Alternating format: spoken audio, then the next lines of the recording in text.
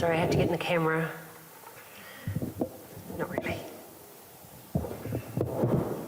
So that was probably just a little bit different because we did, rather than before and after, we did after and then before. And that's what we're aiming for, is to get the valley back to what it was and get Hawke's Bay back to what it was. So welcome everyone, and thanks for coming along this evening. I was expecting a bigger crowd, but hey, it's Friday, it's freezing. We're going to record it so people will still get to hear what we're talking about tonight. And it's important what we're talking about tonight. And it's no coincidence the colours that we've chosen here for Who's Got Us Covered, and it's because it's you guys that showed up. I hope that's all your colours. Yeah, I get a bit confused these days. I don't know what to wear these days without offending people. It's what can fit, to be fair. So thanks for fronting up, because it's actually your turn now. We've done a lot, haven't we, guys? And it's moving beyond now, and we need your help. We really need your help. So you're about to hear firsthand these guys' policies for natural disaster management come October 15, the day after the election. Not just for us here and now in Hawke's Bay, but for the entire country. Because as we move into the future, that seems fraught with the likelihood of increased frequent national disasters. For those of you who don't know me, my name's Louise Parsons. I live in Whirinaki, which is a small community with 33 stickered properties. It's literally a block. So we were kind of wiped out.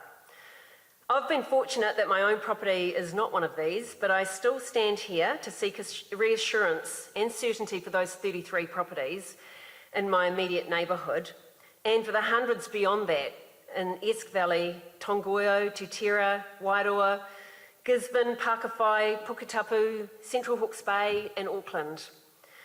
This is a critical issue we must face together as a nation. Kaikoura endured this in 2016 and into 2017, and before that, Christchurch in 2010 and 11. Next time it could be Kaitaia, Hamilton, Wellington or Invercargill. We just don't know. But what we do know is that we need robust policies and plans going forward to safeguard against the problems we've endured here in Hawke's Bay, Tirifiti and Auckland in the wake of Cyclone Gabrielle. So we're here this evening to look forward as to how we can improve. We may want to blame the current government for the lack of clear and effective management in this disaster, but it wasn't them who managed the Christchurch and Kaikoura earthquake responses.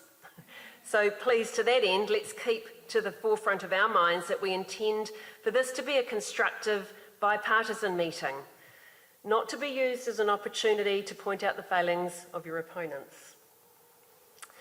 Neither of our largest political parties has got this right yet, but we're here tonight to ensure that we keep striving towards this goal.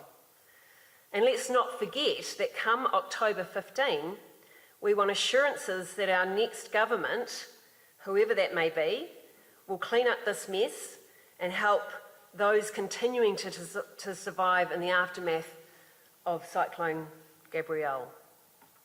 And just to give you an example, I need my glasses for this one, it's little writing. This is from a resident, and it's to an insurance company, but it's relevant because this is what people are facing. Greetings. Tonight, Monday evening, I have a meeting with the powers that be. Venue, Recovery Coordinator, Linden Estate, Esk Valley, 5 p.m, to discuss my predicament, the future of Esk Valley. It's 5 months since the event. He wrote this a month ago, I think. I've spent 170 days cleaning up, a monumental task with no water nor electric. All this, and then the councils changed their intention. I was told the classification was changed to red. This after I'd replaced water and electric. This has cost $30,000 to date. Because of the escalation of interest rates, I paid off the mortgage with my paid up plant insurance. I have had more than enough. I want paying out. I've been a model citizen. I have given New Zealand 80 years of my life.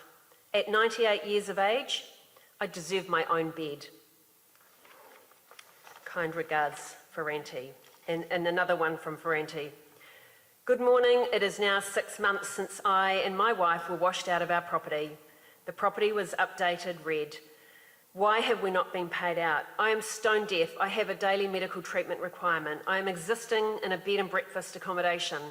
We have moved in temporary accommodation 4 times. I have totally lost my business and income. Property I have salvaged is scattered everywhere. I need my insurance settlement to buy a home. I have over $1 million owing and overdue. Why? Ferranti. And Ferranti was going to be here tonight. He's 98 years old. He's fitter than me. And probably cleverer, actually. But he's not well, so apologies from Ferranti. But who is here? So our panel, we've got, it's my pleasure actually to introduce you all, and thank you for coming, because you did respond to our call. So National Party's Cyclone Recovery spokesperson, Chris Penk. ACT Party Leader, David Seymour. We all know David Seymour. Character. Labour Minister, Ginny Anderson, who is our Police Minister and newly appointed Justice Minister. Congratulations. I'd like to acknowledge our local MPs and candidates.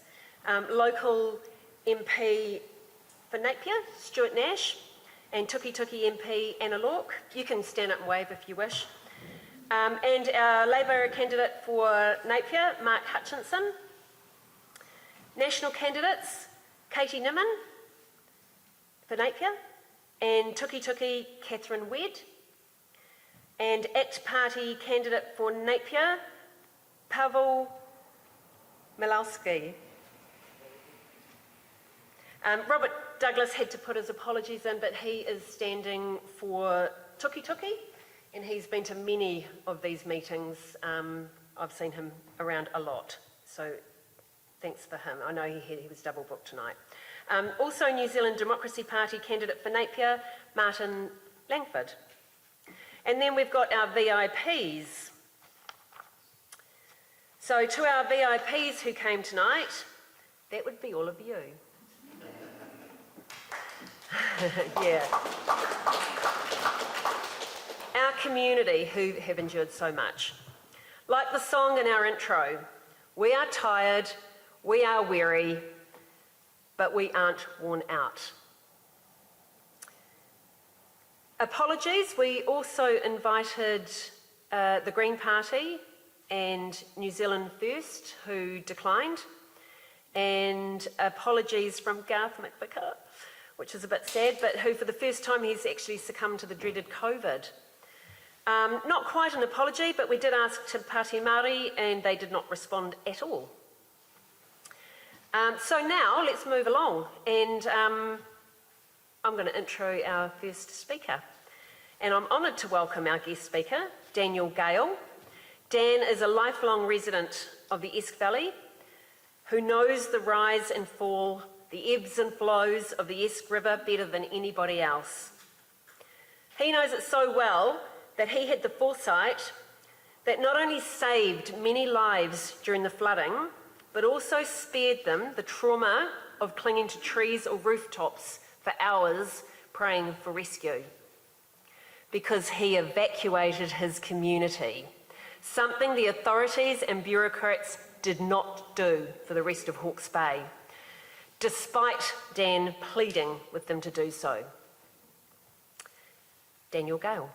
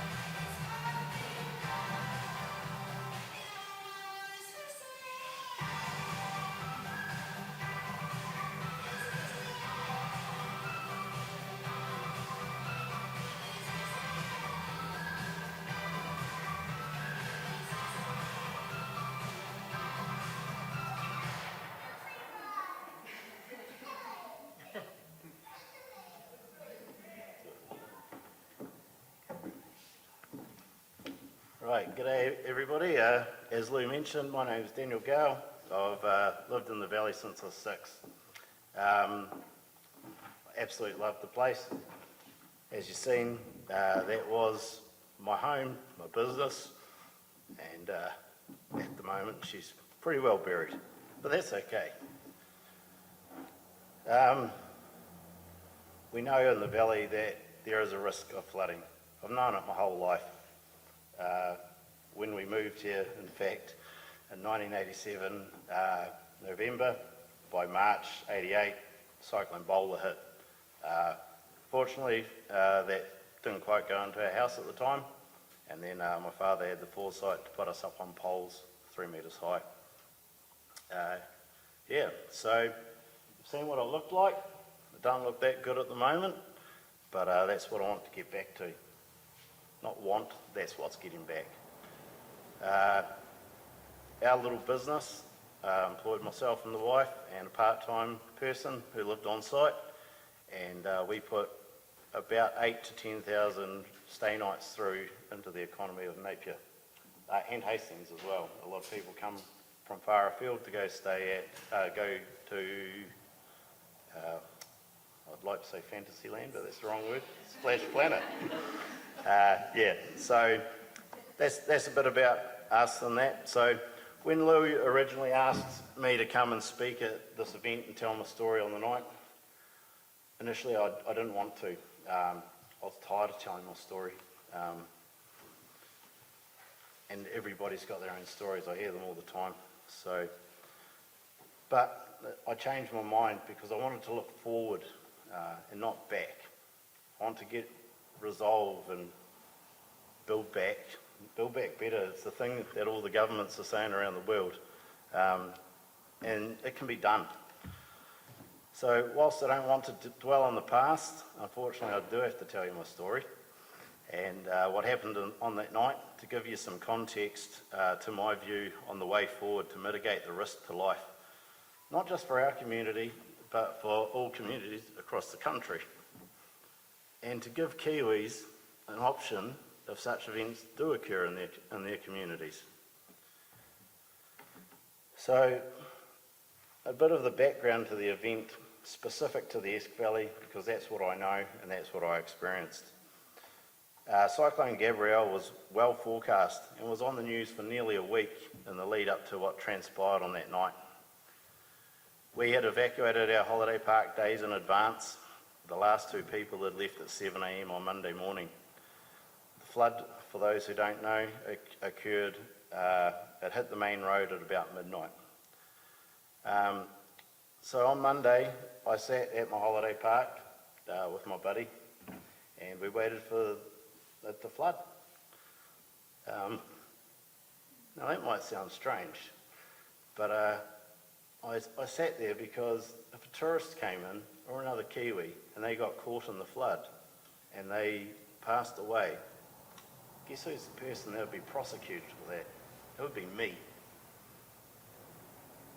WorkSafe prosecuted people for the White Island explosion, so I couldn't let that happen to me or my family. It's important to note that while I did evacuate in advance, we actually have a river alarm system at the camp. Even Hukariri at Girls College did not have that system. We have an evacuation plan, and these are the requirements of our resource consent to operate by that river. I also received text directly from the river telemetry system that's operated by the HBRC, which alerts me even earlier to a rising river. And it also complements with other alarms that go in height with my evacuation system. On top of these systems, I can see into the back end of this, and I can see how the river is rising and the rainfall rates. I also have a good relationship with the council, and I receive the emails updates from them that go out to Civil Defence and other entities. So even though, as I mentioned, we evacuated in advance, had we solely relied on our river alarm system and evacuation plan, we would have had our first preliminary warning at approximately 4 p.m. That's our first alarm going off, physical alarm. At which point we would get prepared to evacuate. And then at 6 p.m, the full alert alarm to leave the property went off. And it took until 9 p.m. until our property was flooded. Check out the graph. So you can see here, it's a bit embarrassing. The lines now have alerts for me personally. But so here's 9 o'clock. And by that point it's at 6 metres. So I had those extra alarms added because after the flood, there was no one watching it in terms of our community. So, and we had a couple of big forecast ones coming. So that's why my name's turned up on there. So a 5-hour window to evacuate, and that's from 4 o'clock. You can see the line where it dropped off. That's when the telemetry got smashed off the bridge. That's at 2:30 a.m. So 5 hours is easy amount of time to pack up and leave a place, a home. You can take heaps of your gear even.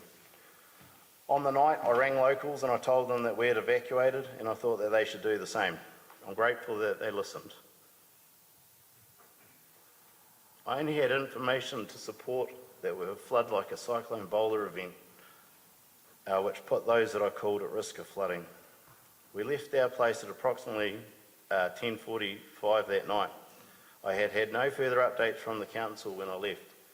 By 11 p.m. we'd lost power and internet in the valley. The community were told by Civil Defence via a Facebook post that they were monitoring the river levels and that they would advise us if we needed to evacuate. This assured people that they would be evacuated and kept safe, and I thought the same.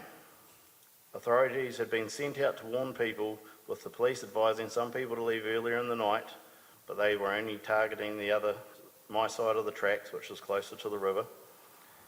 And then later on, the local fire brigade were out advising people to leave the area too. They'd done the best that they could. But by the time they had been instructed to take action, it was too late to evacuate and many households were missed. People's lives were put in severe peril. Weeks later, after I managed to get some time to look at my emails, I discovered that the last update that I was expecting from the council that included the analysed data from the 9 p.m. Met Service update. Once I found it and read it, it made for very grim reading and confirmed what I had thought. Can you flick up the next one? That's the rainfall depth at Te Pahui. Our catchment for the Esk is massive. It includes five weather stations that feed into it. So at 9 o'clock, the council received this Met Service update at 9:30 p.m. and at this point the Esk River was at 6 metres and the update didn't get distributed until 11:30 due to the time it took to be analysed. By this time at 11:30 the river was at 7.2 metres as measured at the bridge on the Waipunga Road, and it was seeping through the railway base at Yule Road. For those who don't know, that's very close to the Estelle Church. By midnight, it was onto the main road about half a metre deep. The 9:30 p.m. update stated that there was 200 to 300 mils more rain to come. At 9 o'clock, we had already had 140 mils. I can tell you for a fact that our river can handle approximately 220 mils of rain over a 24-hour period. It was hammering down. And then it continued on to 440, and I believe around that time it basically stopped recording. At the Harapaki wind farm up towards Te Pahui, they have recorded 760 mils of rain on that day.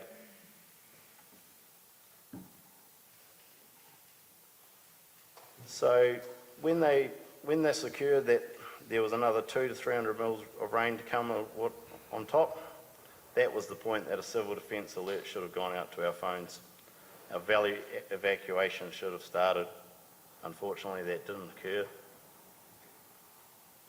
On that night, I almost put up a post on Facebook, but I didn't want to panic everybody, and I regret because I didn't get that last piece of info.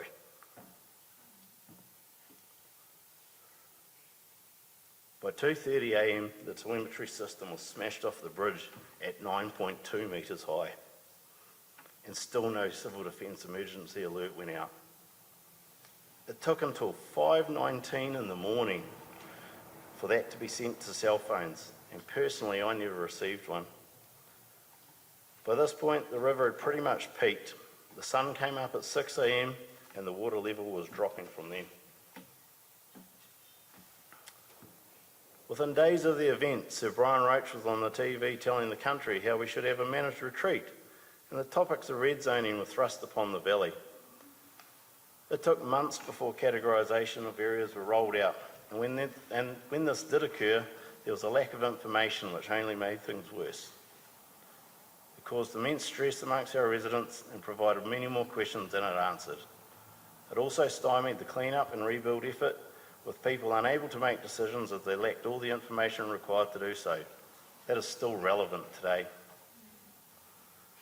Primarily the valley is Category 3 and Pahutakawa Drive and the North Shore Road is Category 2A. Whilst I personally am from a Category 3 property, it is the Category 2A people that I feel are the worst off. They have no idea if they can go back home or perhaps come to terms with leaving and getting on with their lives. They are stuck in limbo. For us in Category 3, we're told we have a voluntary buyout coming. This is for residential property only, and we have no information as to what that looks like for those of us that are deemed lifestyle or mixed use. We are told Category 3's definition is that future severe weather event risk cannot be sufficiently mitigated. In some cases, some current land uses may remain acceptable, while for others there is an intolerable risk of injury or death. There should never have been any risk to life. In the following weeks after the cyclone, several community meetings were held, and it became clear that there was two desired outcomes post-flood. There were those who would like to stay and those who would like to leave.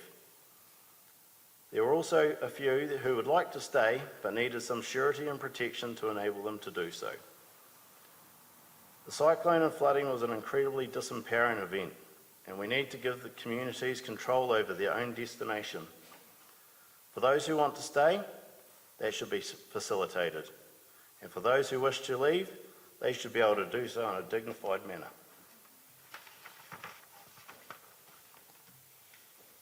The main thing that came out of these meetings is that the individuals within our community wanted their own choice. We are all aware that there is going to be buyout options for those that want to leave, and I know that many are happy that this option is available to them. So what about those who want to stay? Or for those people around the country who live next to a river system, how can we mitigate that risk to life? To me, I believe there's an obvious solution to mitigate the risk of life with the development of localised flood plans for each riverside community throughout the country. These would be similar in nature to the tsunami evacuation plans that we're all familiar with, but they'd have differences such as set river levels at which warnings are issued, and then ultimately a point where the panic button is pushed and we are instructed to leave. This is the basics of our own evacuation plan at the camp, which we have proven to work both in 2018 and 2023. With a well-executed flood plan, there should be no risk to life. Is there still risk to property? Of course there is. But we can mitigate that to a certain extent as well. We can build differently. We can use building techniques such as the Queenslander houses that they build, which is basically a big house on poles. And we can assure appropriately. The reality is that there was no plan to evacuate the residents of the valley or other areas for that matter. If there was, we could have avoided loss of life and had even saved some of our belongings. We are told that in an event of a tsunami, we have as little as 15 minutes to get to high ground. Yet the graph showed earlier it took over 12 hours to flood the valley to the level that it reached. In fact, even once it got to the 6-metre mark, it still took another 3 hours to get onto the main road at 7.5 metres. That's 3 hours to preserve life, which is a very long time to get out of the path of danger. A tsunami is like stepping out onto the main road without looking and getting hit by a bus. You have very little time to react to it. A flood is like standing on the railway tracks whilst the train comes at you from a distance slowly as you stand there screaming in panic. But you have plenty of time to step off the tracks and get out of the way. Even communities with stop banks are in danger due to the lack of an evacuation plan. We're lucky that the banks didn't burst on the Taradale side. There would have been hundreds of deaths and thousands of homes destroyed. A friend of mine was helping evacuate the elderly in Taradale. He asked where they were being taken. The answer? 60 metres down the road to the school. Clearly there was no plan. People want stop banks to protect them. I get it. It makes them feel safe. But having stop banks without an evacuation plan is just as bad as having no stop banks and no plan. They can still burst, as they did, and people had not been evacuated from the impending danger. The irony is now that they are repairing the stop banks and people's properties are going from from Category 2C to Category 1, and they can rebuild. These stop banks have not been raised to make it safer, so in the same event we will still get the same result. They will still fail somewhere in the system, perhaps not at the same spot, but it will still happen. This alone, in my opinion, makes a mockery of the categorisation system. Same input, same outcome. If it's about the risk to life, The only way I see is to develop and implement flood evacuation plans nationwide to mitigate the risk of life for all of those who live on or near river floodplains. Thanks for your time. Cheers.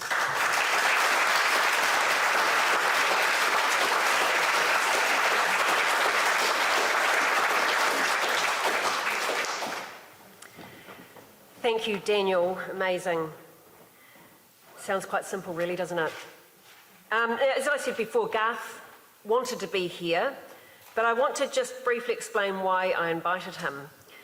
During the 20 years of the Sensible Sentencing Trust, he fought hard to toughen laws for violent offending and was instrumental in policy writing and changing legislation.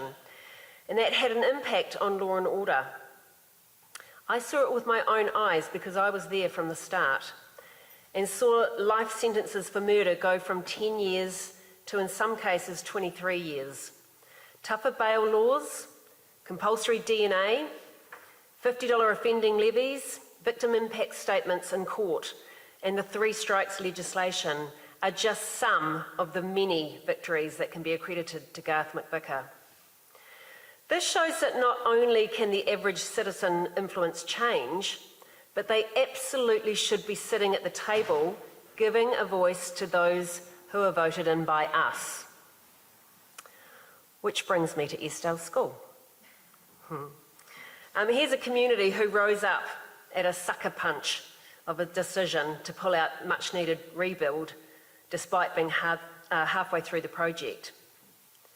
This on top of everything they'd already been through. But I would like to acknowledge our local MP, Stuart Nash, who I know quietly worked hard in the background to get a fantastic result for Eastdale School. Average citizens, in this case an army, supporting our school community, got a decision overturned, something that would not have happened without political will. So thank you, Stuart.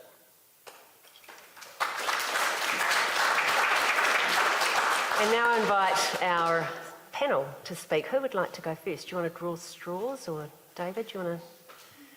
Chris? Go on.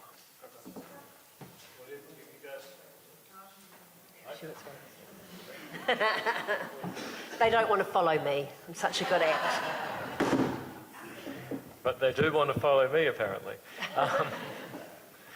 Well, look, first of all, thank you, Louise, my fellow MPs and political candidates, and the VIPs. Thank you very much for being here.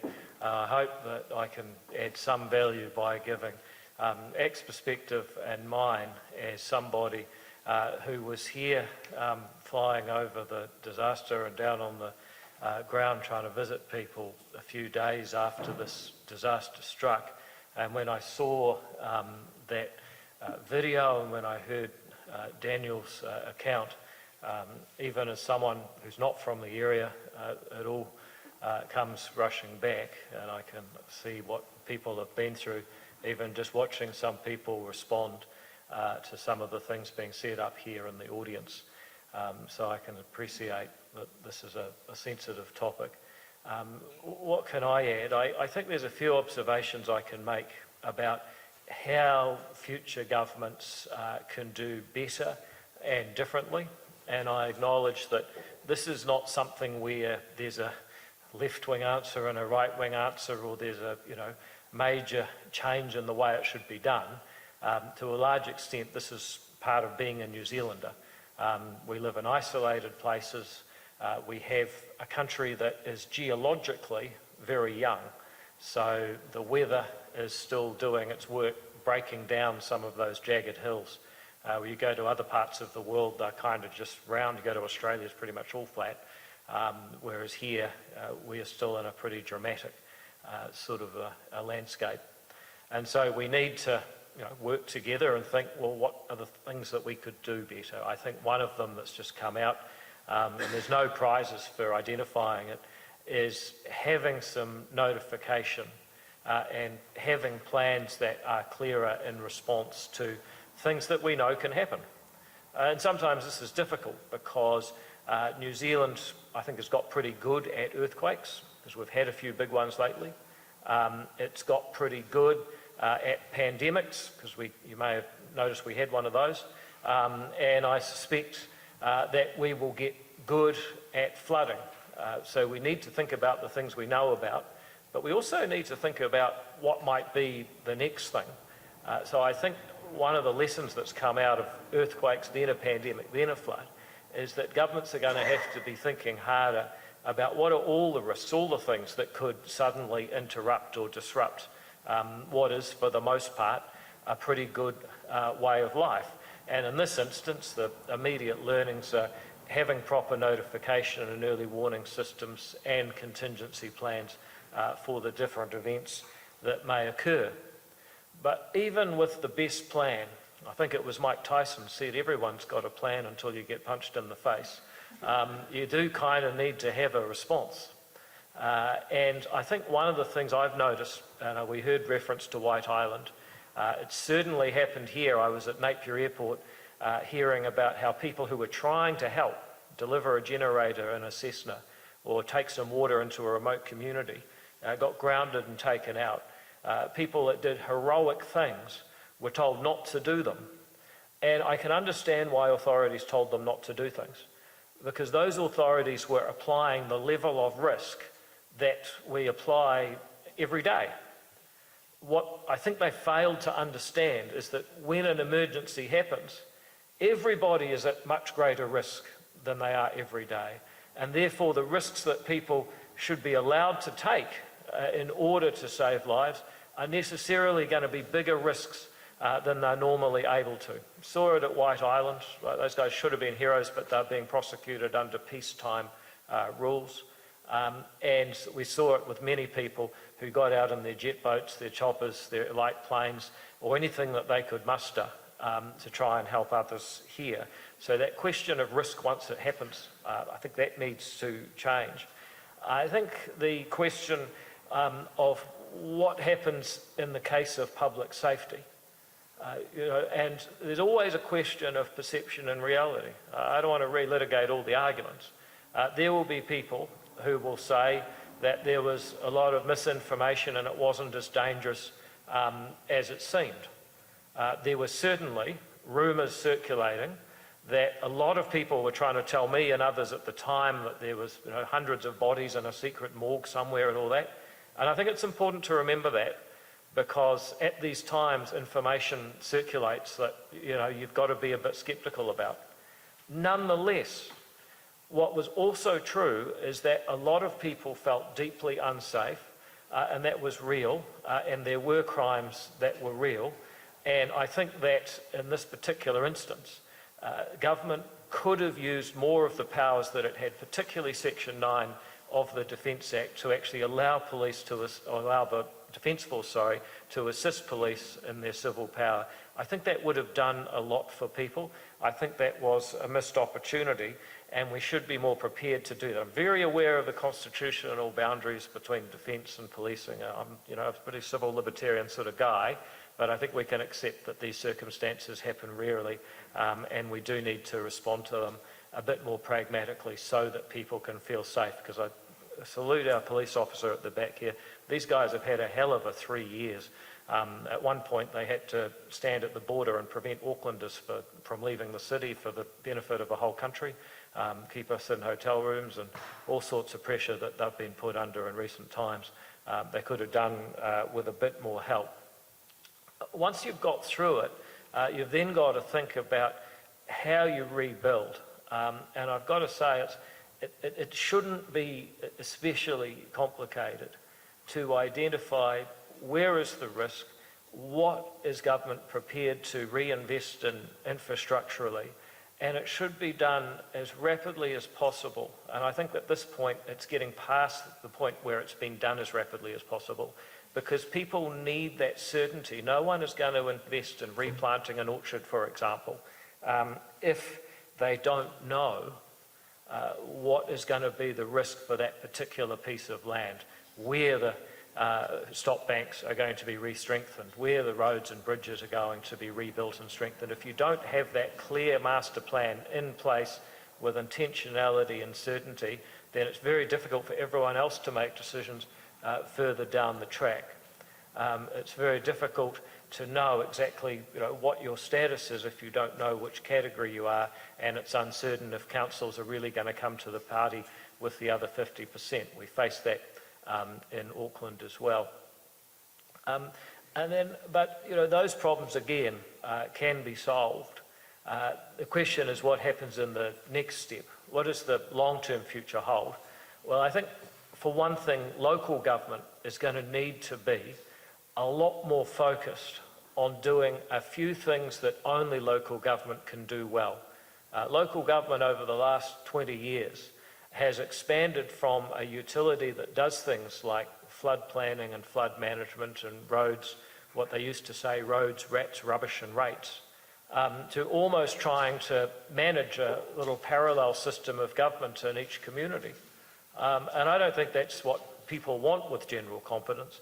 I think the thing that will help the four well-beings, as they like to say, is doing these things such as strengthening the stop banks, maintaining the infrastructure, clearing the drains, and doing the things that will actually ensure that people can get through these disasters. So it's a question of focus, and it's also a question of central government being prepared to stand up and front up with the cash and actually share with local government contingent on them building infrastructure. And without getting into party politics, one of the things that I think really needs to happen is a GST sharing scheme between central and local government, because we put too much expectation on local government, and yet 91% of the revenue of all government revenue in New Zealand is going to Wellington for the services they provide, not enough for the things that affect you day by day.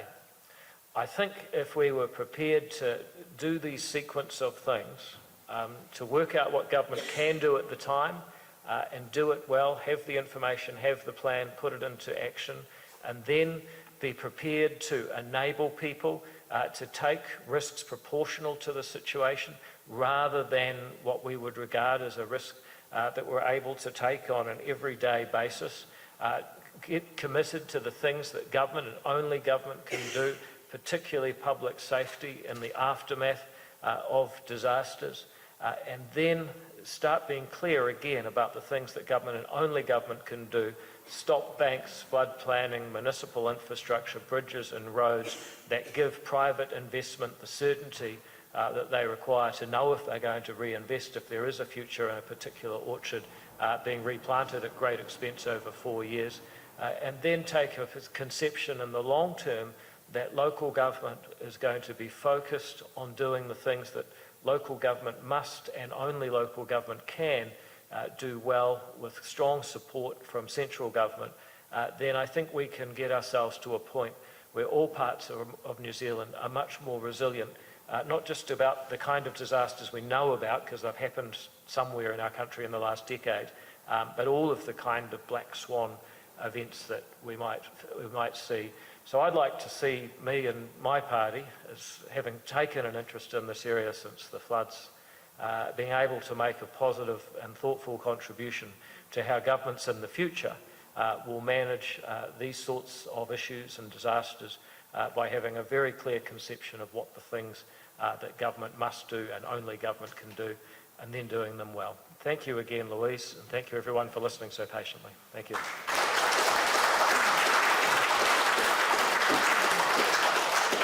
So Chris Penk next. Thank you.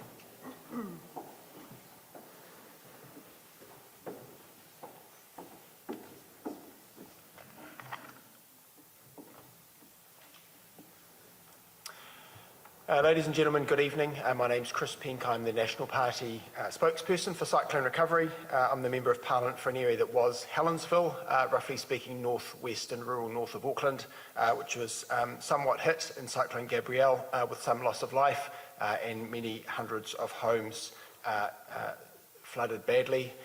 Your area of the country has been so badly hit in different ways, somewhat, as is the case across New Zealand. Many people have felt this in different ways, but none more so than you. You felt it deeply. There is much trauma, no doubt, associated with the events of that night. the following day, the days that followed, and indeed the months that have followed. So I acknowledge that. I thank you for being here tonight. The VIPs, as Louise has quite rightly said. Thanks to Louise, to you and your team for allowing us this platform to address you, to speak to you, but also to hear from you. And I really look forward to the engagement that we'll have by way of a Q&A session after each of the panellists has made their remarks. I look forward to the remarks of Ginny Anderson, thank David for his, and like others have done, acknowledge current local MPs and other political candidates.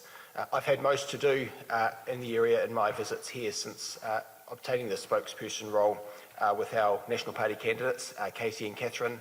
They're excellent community advocates. They've been helping behind the scenes for all the right reasons in a way that's often unseen, because they're part of the community. They know what's needed. They've advocated on an individual basis and also through me to inform the National Party policy. We're a government, we're an opposition party seeking to obtain government, of course, an election coming up. We don't approach tonight in a partisan manner, in the sense that we put forward our understanding of what's needed now for the people of this area. And if we are privileged enough to form government, perhaps with others in 78 days from now, then you will want to know and you'll want to hear from me tonight that we will be ready to go and do quickly the things that you would have hoped already would have taken place by now. I acknowledge Daniel, Gail and the other community heroes in the room who have not only provided the rapid response on the night, but also some great insights from which we can learn. Ladies and gentlemen, I've made a number of notes under different headings, large number of moving parts, so while in a way the formula is quite simple, as others have already expressed, to be ready to respond quickly and to support the rebuild and the regrowth, the reality is that these are complex matters, they are intertwined. So I'll cover each of those briefly, and then in the Q&A session that comes after, we'll find out from you which areas you are most likely to want us to highlight and go into greater detail. First then, civil defence and rescue. It's important that the lessons of an independent inquiry that's been launched by government are heeded. The National Party supported the call for such an inquiry. We emphasise that it's important for the public to be heard in that, so we encourage you at the time that you're invited to make submissions to tell your stories, and while you might rightly be fatigued by the prospect of having to relive the night and the day that follow, nevertheless those will be valuable lessons, and whichever government is in place early next year when that review will complete has a moral obligation to see that those lessons are not gone to waste, and that those lessons are heeded in the form of legislation, in the form of funding to support and so forth. In terms of that relationship between local and central government, others have touched on it. It is important, and as another centre-right party, National believes strongly that local government should do well the things that only local government should do. And the approach that's being taken by the current government, I think, is good on paper, whereby they're talking about a locally led, centrally supported approach. Unfortunately, I would say that it's been too often the case in the last 6 months that we've seen local communities and local government asked to shoulder too much burden without Wellington leading and supporting, including in the form of funding. There have been some exceptions to that rule. It was as recently as this afternoon, I understand that an announcement was made in the nature of a backdown, whereby Grant Robertson has advised that there has been a more generous than initially offered package to support horticulture in this area to regrow in terms of loan repayment terms and so forth. So we welcome that change, and we also welcome a recent announcement in relation to some temporary accommodation allowance, noting that people's private insurance has run out, if not already, then very soon. But we would point out again, fulfilling our role as opposition to hold the government to account, that it's unfortunate that that scheme doesn't kick in at least for another month. So this is the role that we seek to play, to point out for the benefit of those who are still suffering in this way how things can and should be done better, at the same time as offering support to the government in the response that it has made. In terms of laws that can be made, it's been a common theme of discussions that I've had along with Casey and Catherine when we've been visiting affected landowners and residents in the area, which is along the lines of reducing red tape so people can rebuild and regrow without unnecessary bureaucracy. And David's right to highlight that in unusual times, the usual rules of the game should not apply, not only in the sense of rescues that are made outside the terms of the Health and Safety Act, and of course what could be a greater threat to health and safety than a flood of water coming upon you, but also in the sense of the rebuild. And so the government put forward, following the immediate aftermath of the disaster, some legislation that would allow them to go outside the usual rules, to have government ministers put in place what are called orders in council. That's regulations that override the usual rules of those acts of parliament that usually apply. We thought that was a good move. Our National Party supported the government to make those, and we've supported the changes that they've made using those powers in the time since. If anything, we think they should have been stronger and more forceful and quicker in those. An example would be, for example, talking to growers in the region who pointed out that they need the ability to burn off materials that you can't usually do for good reason in environmental terms, but needing to do that as a precursor to reclaiming the land and being able to regrow. And so that was a suggestion, for example, that I made to the Minister of Environment, David Parker. Shortly thereafter, he announced that there would be a consultation on exactly that. He might have done that anyway. I don't say that was necessarily because we'd asked that question, but at the same time, it's an example of a little help that can be given to those who are in a difficult circumstance and need that change to be made in their lives so that they can get back to normal circumstances. As for infrastructure, we have obviously the situation of a large number of key infrastructure links in this area that do need to be rebuilt. It's important to all of you and therefore to National that we rebuild in a way that reflects what has happened and God forbid in the future event of something similar anytime soon, we would need resilience in the form of better, stronger roads and rail and bridges as the case may be, but also to recognise the need for redundancy so that a single point of failure, a classic example would be the bridge that also contains the communication mechanisms or the communications that rely on the power being on, the generator or the substation being in the flood-prone area. These are mistakes we need to avoid going forward. It's a problem that's been the case in New Zealand. I think we've done this poorly, perhaps over the years, across successive governments, I'd have to say, but we're determined in the transport package that we will announce shortly to show not only the specific transport links that we know the area needs to get back on its feet, to be reconnected with other regions, but also to have that philosophy of doing so in a way that has learned the lesson of this year. Just looking at my time now, I think I should be covering the subject of mental health. An elephant in the room, I suppose, for many here tonight, and I do want to acknowledge those in the community who have worked really hard to support others. Some of these are formal, known organisations such as Rural Support Trust. I take my hat off to anyone in this room involved with that great outfit. In some cases it will be just the family down the road, the church, the iwi, the sports club, the RSA, anyone who opened their doors to their fellow Kiwi or indeed visitor, as Daniel has said, on the night and in the days and weeks and months that have followed. Thank you all for the work you have done. From National's point of view, we want to support local providers and those who are community-based to provide these services. We think there are great structures already in place, but they do need support. And sometimes that looks like funding, sometimes that looks like expertise from outside an area. But whatever it is, we acknowledge that's a serious need at the moment. The government has made some good moves in that regard. Again, we have welcomed those and support those. I think in terms of mental health, though, it's important to acknowledge that the single greatest burden that people in this area are facing is uncertainty and the financial toll, the emotional toll of what's taken place and the uncertainty about what the future looks like is the greatest strain on mental health. So while the services to allow counselling and so forth are important in themselves, of course they are, it's also true that actually the best thing that we can do for people's mental well-being is to allow them to get back to living the lives that they want to live and that they were living before, as much as possible. And to the extent, obviously, that people need to move on, to the extent that Category 3 calls need to be made, and in some cases people do want to be brought out, they do want to physically move on, of course that should take place, but for those who want to stay in place, who are able safely to do so, we should support their mental health as well as their financial and economic well-being by allowing exactly that. Perhaps I can just cover off the subject of funding and the way that those mechanisms have been brought to bear, and then I'll resume my seat.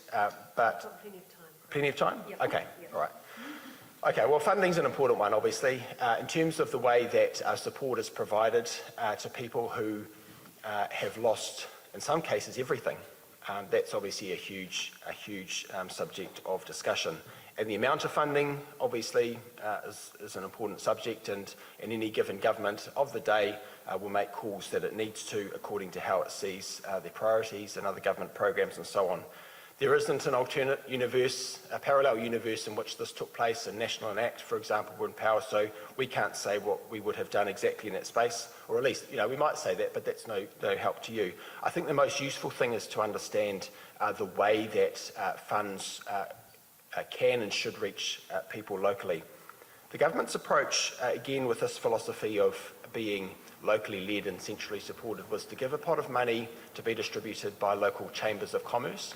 And I can understand the attractiveness of that proposition, which apparently our friend here says no one knew about, I think was the comment. Certainly, the communication about what was available is something that's been raised before.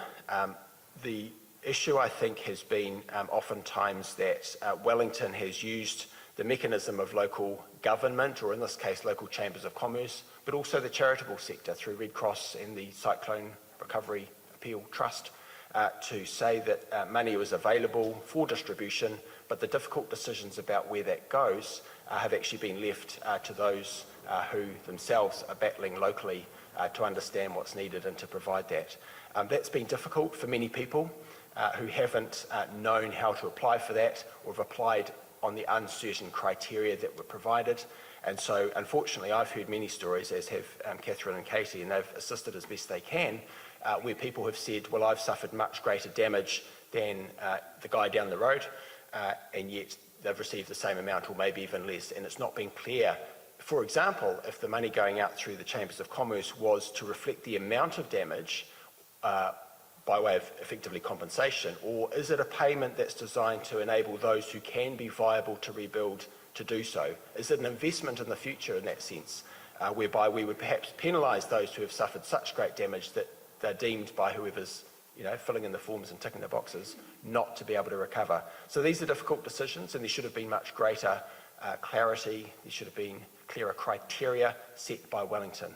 If we think about the example of COVID-19, which David's rightly referred to, the payment for the wage subsidy, for example, was on a pretty clear, at least it was clear on paper, the criterion of the amount of revenue that one expected to lose over the following 12-month period. There was 80% basis for the wage subsidy, and everyone knew where they were. Obviously, in individual cases, there will always be some who look to take advantage, some who get less or some who more, but at least we knew as a starting point what should be the case, and that wasn't so here, and that's disappointing, along with the establishment of a fund to be delivered by Red Cross, where a certain amount has been unspent, even to this day, when so much need is out there, so much need, and yet we have money put aside for a rainy day, so to speak, if you excuse the expression, for a resilience fund for future occasions. Well, that's all very well, but I can only imagine if you're sitting here tonight and you're thinking, we are desperate for help now, we need it now, there can be no rainy day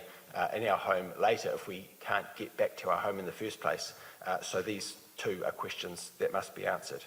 As for insurance, this is again something that's often brought up. The private insurance market is that. So in terms of advocating for your insurer to give you a fair go, to communicate, that's something best done through local MPs and those who would be local MPs. And I know there's been some good work going on there, so I congratulate all those involved who have been advocating on behalf of the displaced. The government set up a scheme called the Dispute Resolution Scheme for insurance. We think that was a good move, and we encourage anyone in this room who's not yet aware of that, hasn't used that, to avail themselves of that opportunity. And then we talk about EQC. So as the name suggests, it relates to other disasters, earthquakes, but also in the event of flooding. The criteria, I think, are not well set up to acknowledge flood damage. It's quite an earthquake-centric kind of model. I think it reflects the reality of suburban and urban earthquake damage more so than rural damage, with the limits around where land can be damaged in relation to a dwelling and therefore eligibility. And also we've seen a situation where geotechnical assessments have been far too slow. There are only 2 companies in this country engaged to do the work. Surely there must be some from overseas who have the ability to come in and help us. We have a problem of scale in this country, a major event, a small country, a small ratepayer, small taxpayer base. We should be looking much more creatively at where we can find help. Let me leave you with the final comment along the lines of the project that's in front of us all, and whether we're currently in opposition or government or whatever the next government arrangements might look like, we're at a crucial phase now. You're ahead of an election, so you've got choices, but also you're looking backwards to see how you can recover from what's already taken place. It's not a historic event for you, it's actually something that's very much part of your lives. So in that spirit, I'm grateful to have been here to share this evening with you. Thank you for sharing your stories. I look forward to the engagement during the Q&A, but also I'll be around afterwards to continue to talk to anyone who's keen to do that. Finally, I thank Susanna, who works with me in the Parliamentary Service to assist people who have particular questions and issues, and also the local media who have taken the trouble to highlight from a local perspective the things that are really important to this area, to all of you. The theme of tonight that, quote, "we are still here," hashtag even, I think is the appropriate one. Lots going on in this country at the moment, huge issues which all the political parties naturally will approach in their own way ahead of the election. Again, you have choices to make, but for those who are still living the reality of post-Cyclone Gabrielle life, this matters. We need to keep talking about it. We need it still to be part of the national conversation. Thank you for doing that, and we will continue to listen to you. Thank you.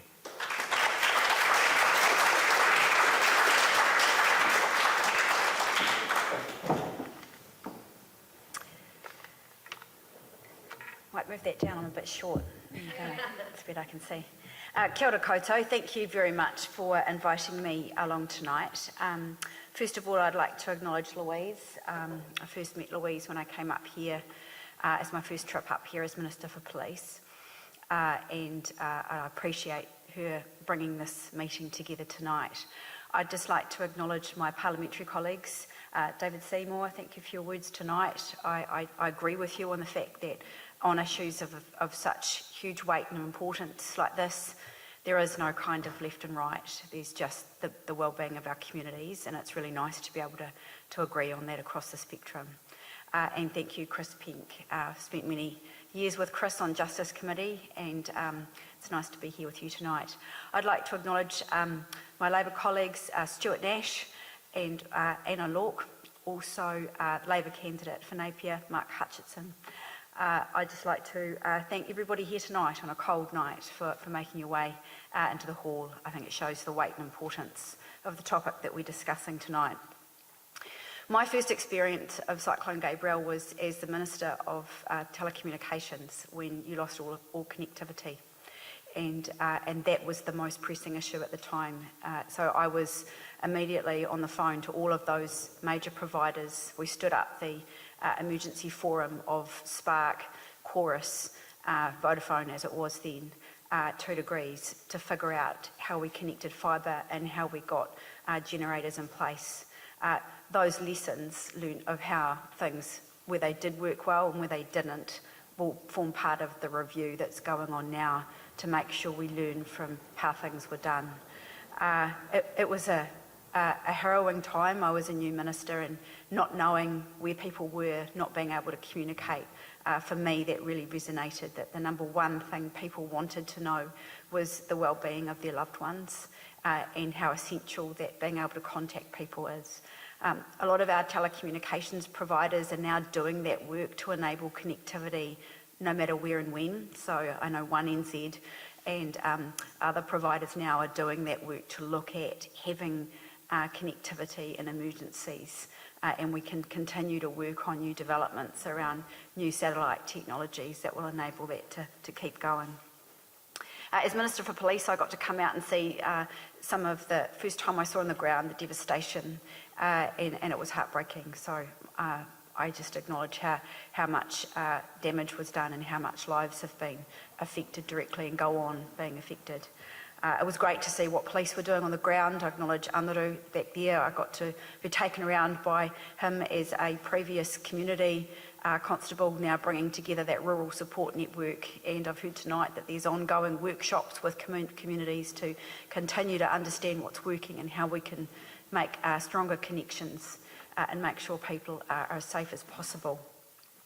From my personal experience, I'll say my parents were directly affected. They live in West Auckland, so around the same time, they're both in their 70s.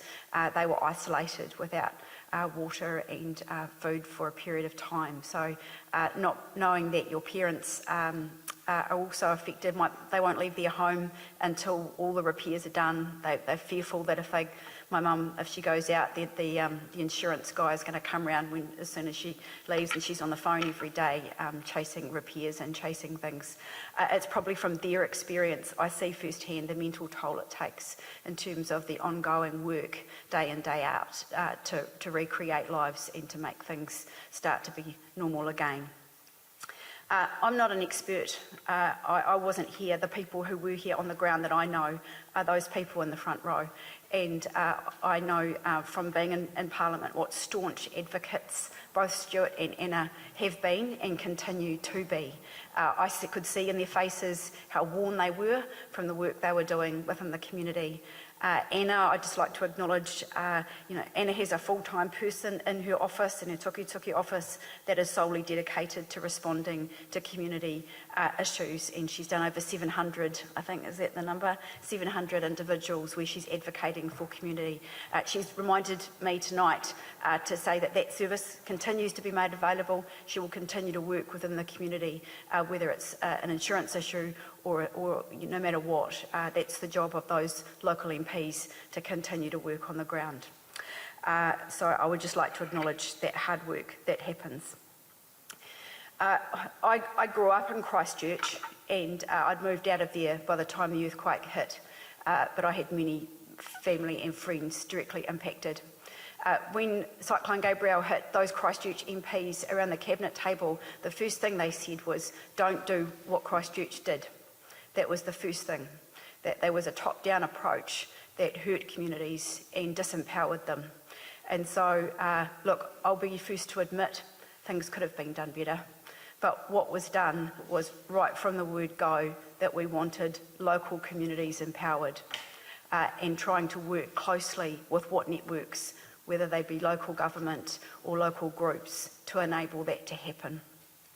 It probably has meant that in many instances resources weren't received as quickly or as efficiently as they could have been.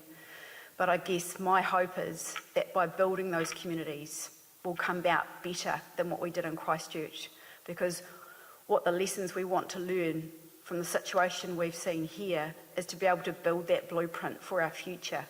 We know that climate change and what those challenges will continue to come at us, and we need to take what we've learnt from here to make sure that we don't make the same mistakes again.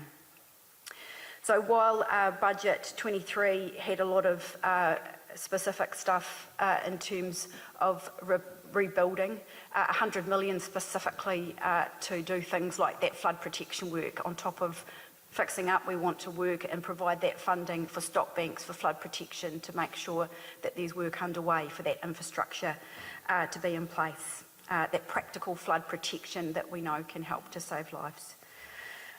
Farmers and growers, and as a staunch advocate for horticulture in Wellington, and so the initial 35 million to assist those growers who had been hit hugely hard. And then on top of that, we've seen a $6 billion commitment for a resilience plan. That's a significant look at not only telecommunications, as I've mentioned, but also roads, rails, schools, hospitals, infrastructure in general. We want to make sure that there is planning and funding in place, that we have a resilience plan in place for New Zealanders. There's been a lot of work, and this is probably where the local MPs will know more detail than me in terms of those Category 2 and Category 3 properties and how we find a way forward. Grant Robertson was here today. I understand there have been long and ongoing conversations about how we support and work with councils for the buyout and give greater certainty to those people who have been directly affected. Again, it's been locally led and working closely with councils. I understand that really good progress has been done recently, and we're very close to having a deal done where there's agreement between local government and central government about giving greater certainty for those people. I'm really hopeful that we'll see something soon. The loan guarantee scheme, I think I have to hand it to Chris Penk. He did a really good summary of all the government initiatives. So yeah, there's been some really good agreement across the two major parties on what's worked well. So the loan guarantee scheme, I think the details, is it 80%, Stuart, 80%? So it's currently, and we're still, some talks are going on as well, to underwrite loans for those people who are going to be doing that work in terms of your horticulture, your local farming businesses, to enable a level of certainty. If banks won't loan, then the government will underwrite and provide that support as development continues and rebuilding continues. I know the extension of the temporary accommodation came as a huge relief, and I just wanted to be clear, it is backdated, isn't it, Anna? What's the date? July. So that just to 1st of June. 1st of June. So just to be clear, that that extension to people who are in the situation where you're paying a mortgage on a home you can't live in and you're having to pay rental accommodation, that has been backdated to enable people to have greater certainty, and I'm aware too that those insurance policies are due to lapse around soon. I guess I can go on and list all the millions of dollars, but that's not the point. The point is that we need to be able to take and learn from the hurt and learn from the damage that has happened, so that we can make sure that the next time this happens, we have the tools, we have the knowledge, and we have the ability to stop what's happening to such a devastating extent. And so that is where having an independent inquiry is so important. So Jerry Mataparai will be leading that inquiry. There's 3 people on that, and that'll be a process of asking local people and gathering local information. And as Chris Penk already mentioned, it is, and it will be, quite traumatic for some people to have to go over what has happened. But I guess I would like to stress how important it is to have those stories told and to have them recorded, because they will be feeding into what the National Resilience Plan is for our future. They will be the stories that equip future people in New Zealand to cope with future climate change challenges. And that is how we do build back better. It's from your words, from your experiences and your lives. And I can't stress how important it is that you participate and give your story and version of events of how we can do things better next time. Look, I'm going to leave it for there, because I'm actually really looking forward to hearing some of your questions. I really look forward to hearing more about how we can continue to improve and how we can build those relationships that enable communities to be supported as much as possible. So I thank you for your time tonight. Kia ora tātou.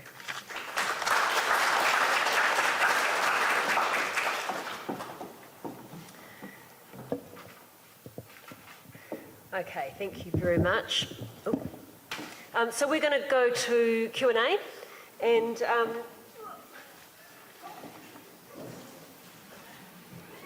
this is going to be open. This is going to be open for our candidates as well. Are you comfortable there? You can move your seats up and turn around to face the audience if you want to, whatever. We've got a mic. We've got a couple of roving mics for you. Let's just be clear. It's not a time to tell our stories. We want to make sure we keep this to questions. All right, tell us who you would like the question directed to, or we can open it up to whoever wants to answer it. We've got a mic for you guys. We'll have a mic that you can borrow this mic as well to answer. All right. And wait for the mic so that we can all hear what the question is. Who'd like to go first? Mel Swain.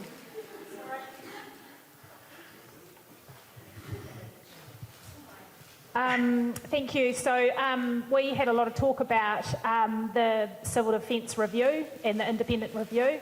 The concern that I have is that, and I'm hopeless with all the jargon, but I think it's in terms of reference possibly, have said that individuals don't have a say in that. That's what's come back from the regional council as part of a... So I'm seriously concerned about that. My understanding is that there is some way that the individuals are going to get to say something, but at the moment council doesn't know that, we don't know that, and everyone kind of keeps spouting about this, individuals get to have a say, but at the moment individuals have had no say whatsoever. So I'd like to find out how we're going to... What's your question? How are individuals going to get their say in the civil defence review? Thank you. Who'd like to take that? That was a rookie mistake, being the first one on the new mic. Can you hear that now? Yeah, thank you. Hey, good question / comment. Agree with you. We think maximum input should be allowed. What you've probably heard in terms of individuals being able to contribute would be that any legislation needed to implement the findings of the review would be going through a select committee process, and anyone can submit at that point. But I actually think the earlier the better, that anyone whatsoever who wants to say something should be able to. So I'd be keen that we would amend those terms of reference if in 78 days we're given that opportunity. Yep, Anna. Good evening. There's two reviews. There's the Hawke's Bay Civil Defence Review, and then there is the independent review that the government has implemented. The independent review, you have absolute opportunity as individuals to be able to submit into that and to do that. So that's the difference between the terms of reference. Thank you. Quint, behind you.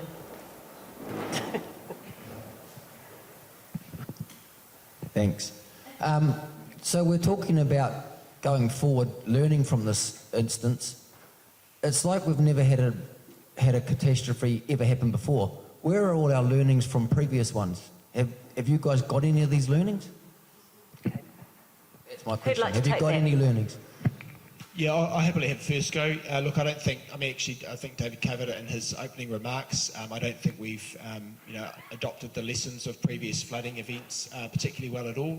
I know that, in my area, there have been multiple flooding events, and, the concept of a 1 in 100-year flood is frankly laughable these days. And I mean, take your pick in terms of whether it's, climate change, and of course there'll be an element of that, but also I think it's the case that there has been neglect of basics by local and central government, including such obvious and straightforward and unsexy things as clearing culverts and stormwater management that's actually needed. So while I think you're right to say that we haven't necessarily learned the lessons of the past particularly well, it also shouldn't be a lesson or a finding that we need to have such basic things as stormwater management. That's basic physics involving the passage of water to the path of least resistance and so on. So we need to do those things better, as well as take on board specific legislative responses in terms of flooding and cyclone damage.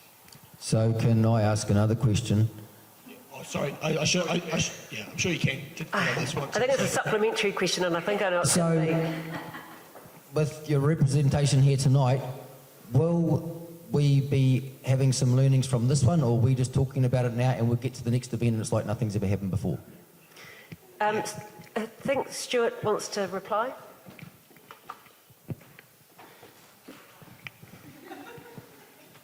It is a good question, but the significant learning from this is we took from the Christchurch earthquake. As Ginny mentioned, in Christchurch what we had is a top-down approach where the government came in, set up Sierra and pretty much dictated what was going to happen in that community. And it was quite disempowering to the point you didn't get the level of buy-in from the local community. It might have happened slightly faster than a locally response, but you didn't get the level of buy-in required to ensure that everything was done successfully. What we did is we sat around the cabinet table, and I can tell, oh God, I'm going to breach cabinet confidence again. Yay! I think you're all good. Okay now. But there was a very, very strong debate, very robust debate about whether we took the centrally led approach or a locally led approach. And it was quite close because obviously we just had the centrally led approach with COVID. It worked quite well. Government agencies are geared up to do this sort of thing. But in the end, it was very clear from all the MPs, all the cabinet ministers who were from the areas that had been smashed, and we're not just talking Hawke's Bay, we're talking Auckland, Coromandel, that actually a locally led response was the best response because it meant that you got buy-in from local communities. It meant that it might have taken a little bit longer than if it had been dictated from the top downwards. But we felt that if you didn't get buy-in from the local communities, then you were never going to get the outcome needed to move forward. So that was the number one response, the number one learning. The second really big learning, and what they did in Kaikoura, is they had an alliance between the tier ones, the national roading agencies. And what they all did is they all came together and said, hey, if we work together on this, then we can build these roads back quicker, cheaper, but also building a level of resilience.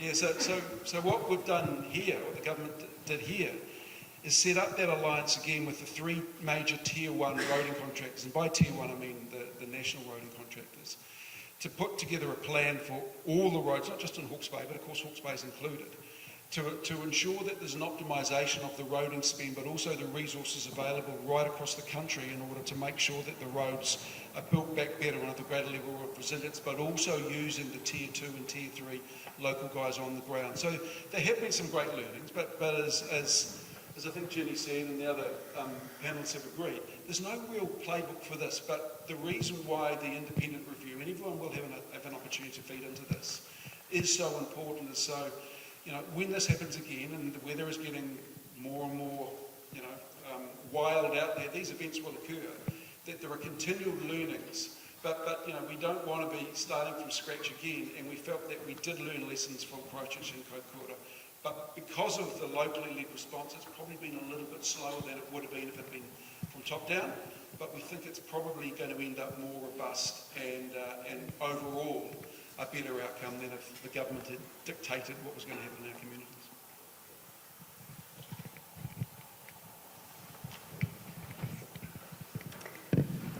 Just before I take Araha's question, Rob Douglas has come from ACT. So Rob is the tuki candidate. You're welcome to come and sit up the front if you wish to be part of the... Good man. Aroha. Kia ora koutou katoa, my name's Aroha Thompson. David, you made a statement about the 100 bodies, that people are talking about 100 bodies. I'm going to tell you, those numbers are going to get up to that because we're going up, suicide numbers are rising. Actually, that wasn't a question, it was just to make you aware that the numbers are going to go up. I have another question for everyone here. Hands up who are currently displaced. We live in a shed. He lives in a crematorium. I live in a tent.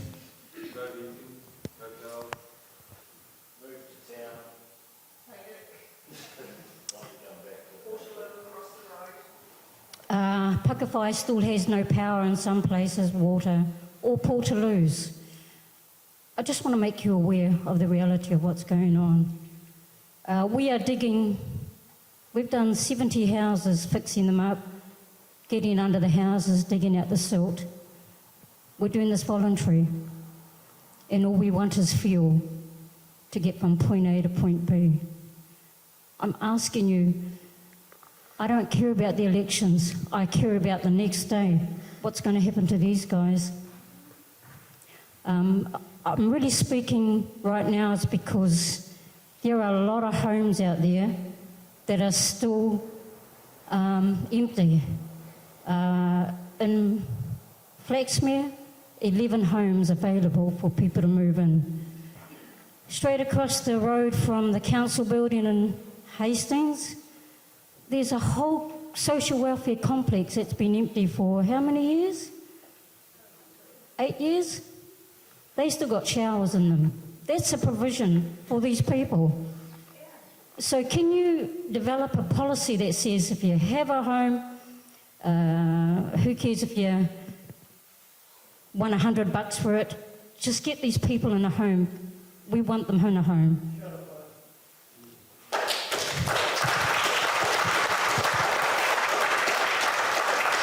Thank you, Araha. That wasn't really a question, but I'll let Araha away with it.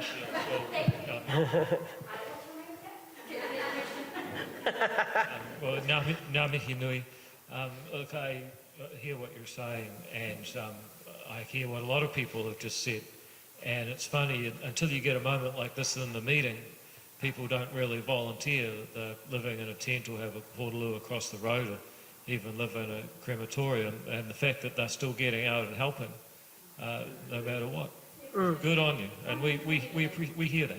You know. The only thing I'd say from a policy point, what can we do? I think the government could have and maybe should still lay off a lot of the normal regulations that make it harder, for example, to occupy a home.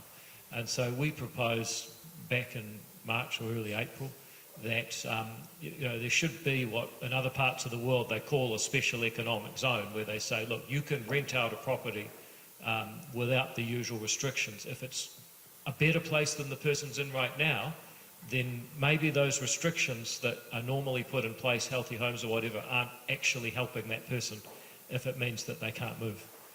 So I think some of those ideas would have at least temporarily made it easier for people to at least have inside toilet, for example, or inside shower, as you mentioned. That's one practical thing the government could and should do.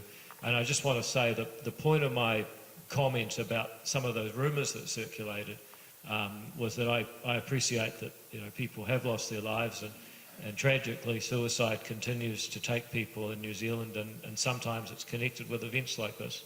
But the point of my story was that sometimes in the heat of these crises, a lot of information goes around and people persistently send it to you, and they keep on telling you that this is happening, and it turns out it wasn't true. And I think sometimes it's just important to remember some of the ones that weren't true, to try and fortify ourselves against that kind of information that, there seems to be a lot of it out there. So that was the point of my story, which was quite separate from the point you make.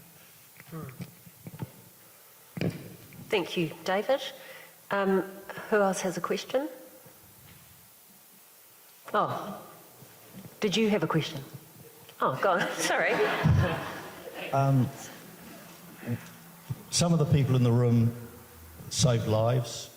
Some of the people that aren't here save lives, whether it be the farmer who was sat on his machine plucking people out of the water, or the people going out on boats picking people out of trees. Would the panel be in favour, instead of the usual judges or, dare I say, politicians or prime ministers, would the panel be in favour of actually putting some of these people forward for some high honours? Good question.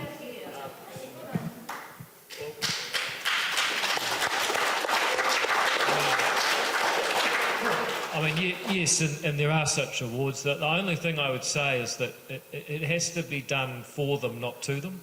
Because what I've heard is that a lot of these folks, exactly the sort of people who don't want that sort of gone. But if they do, then I don't see why. Look, if it bumps a judge off, even better. So. Or a politician, depending on what you're talking about. But good point, sir. Thank you. I'll give you Trevor's spot any day. I think that's a really valid point in terms of acknowledging community service. I got to see firsthand some of the work that local police officers did, and it amazed me to see. So there were just some of the small stories I saw. I think how we do that, I'm really open to suggestions. We could do, there's a way through the honours of doing that.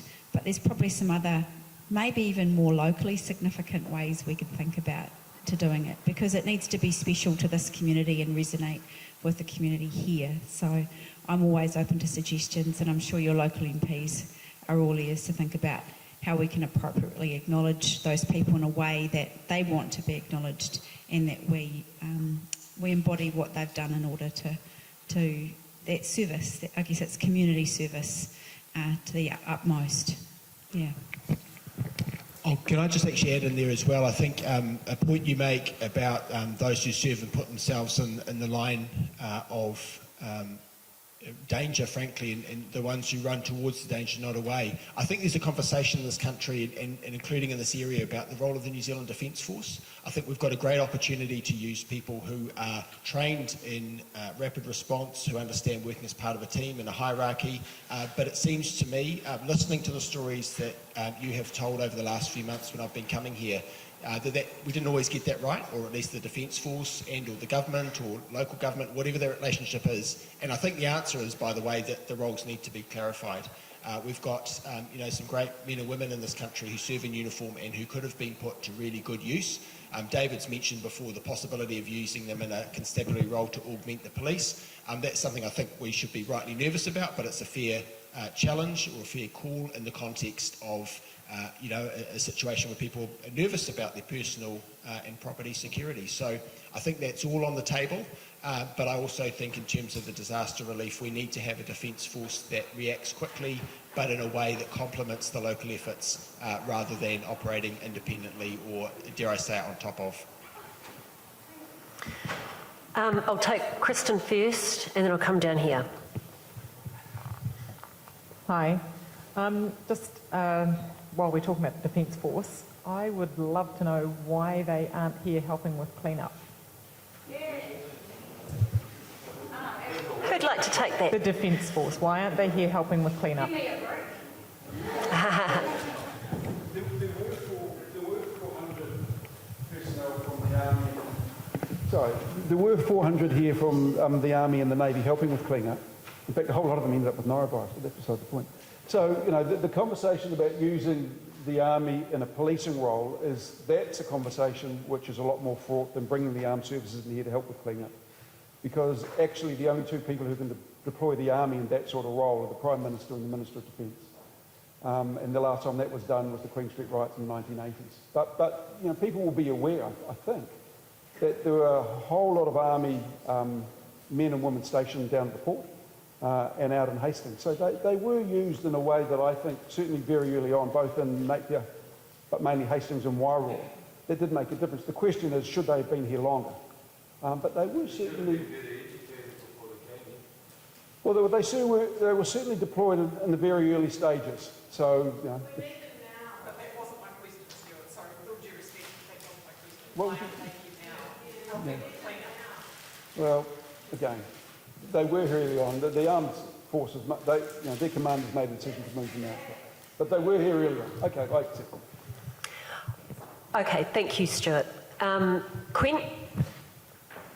Just how you said the initiative, Stuart, how you've decided to do a locally led response rather than a government response.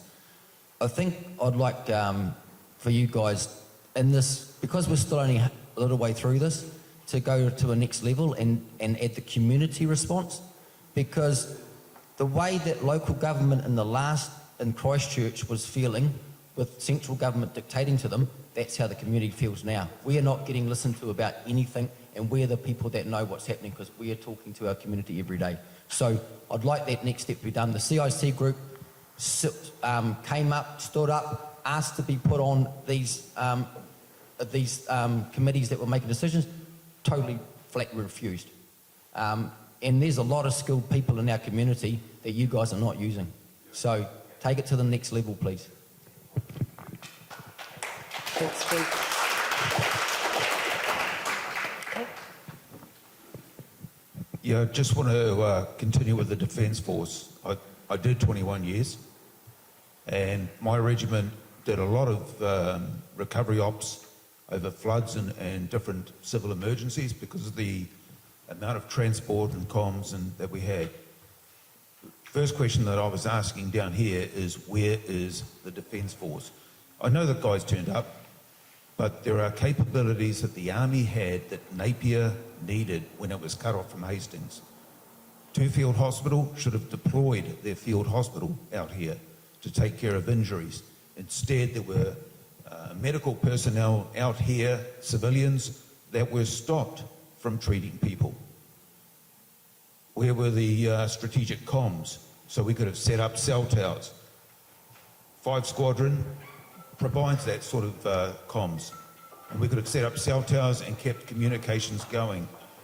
The Army has a troop of field engineers constantly working on road systems through the Wairau training area. Those sort of people should have been down here. And they should still be here. That should now become 2 field regiments. Primary role is recovery ops in these areas. Instead, we had a bunch of labs running around. We don't need armoured vehicles running around the back roads trying to find better ways and calling it a training exercise. Can I suggest the question could be, will this change No, my in the question future? is, will the Chief of Defence Force and Chief of Army be held accountable or made to answer why? Because there's a person in this room whose son is a medic in the Air Force, and his son was told they will not be deploying because it will look bad. Now, the other one... We do need to get the question answered, so... Yeah, I agree completely with the policing army thing. It's a danger to put troops on the street, as the Brits found out in Northern Ireland. Okay, that's a completely different thing, but the services have capabilities that needed to be here. And we need to know if Chief of Defence Force, Minister of Defence and Chief of Army are going to be asked why and held accountable.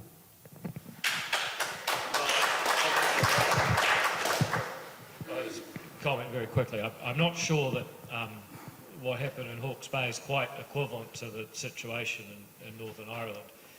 But I take your point that there is a balance there. Look, I would just make a couple of very quick comments. One is I think our Defence Force is having some real challenges with capability, and that potentially that is part of what held them back. And we believe that New Zealand's at a point where it needs to invest more in defence and should be targeting 2% of GDP. In terms of the perception and image, I can't speak to that. But as you mentioned, you know, the Army, because of their vehicles and their communications ability, and they've basically got a bunch of fit, situationally aware, mostly young people, you know, I think we would see it as a positive in terms of to have them out there helping at a time like this.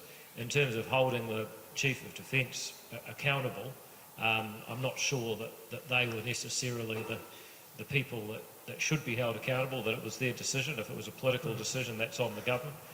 But equally, I don't want to live in a country where the Army is listening to an opposition leader, so I probably won't say any more.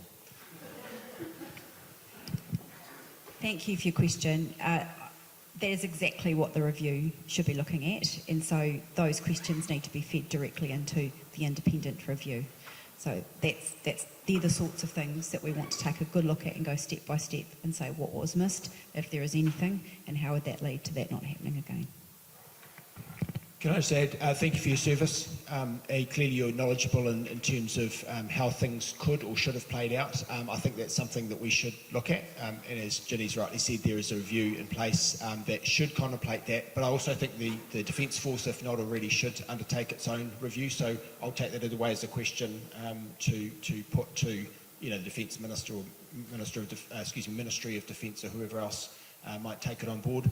Without getting too deep into it, I think that part of the issue that you might recognise, Sir, is that when Defence Force deploys to, for example, a Pacific island to help them with disaster relief, and I'm conscious this is a Pacific island that needed disaster relief, or indeed in another kind of operation, more of a military style, everyone knows their place. Everyone's got a certain rank, a position, and everyone knows how they fit into the scenario, whereby in a domestic civil defence situation, it's not clear who the community leaders are that need to be actually maybe directing someone who's got some rank and some status within the Defence Force. So I think that's part of the conversation about what the design looks like in terms of that rapid response.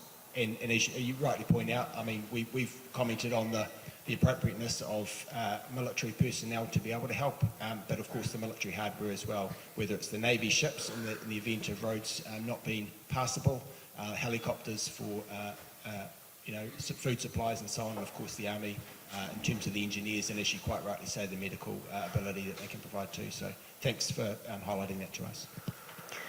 Just a quick question from the moderator, if that's okay. Just because we are talking about the Defence Force, and the looting issue was something I took on personally and tried to get solved. What I don't understand, and what I am going to ask a question, is why were the Defence Force used to guard MIQ hotels for Kiwis that were good coming home, but they were guarded, yet we couldn't have them on the roadblocks in Hawke's Bay when our communities were getting looted, ransacked, intimidated. What is the difference? I don't understand. So if someone could take that. I think the answer is that the government was obsessed with the COVID-19 response. 30% of the New Zealand Defence Force have left in the last 2 years. It has been more than decimated. They didn't like being glorified hotel security guards for that length of period of time. They had an indefinite operation, which was disastrous for morale. They would have welcomed the opportunity to be here and to give the community some support that the community was looking for at that time, and still to this day clearly would welcome in this place. Thank you. Anyone else want to? Well, I think it's a great question. Thank you. Daniel.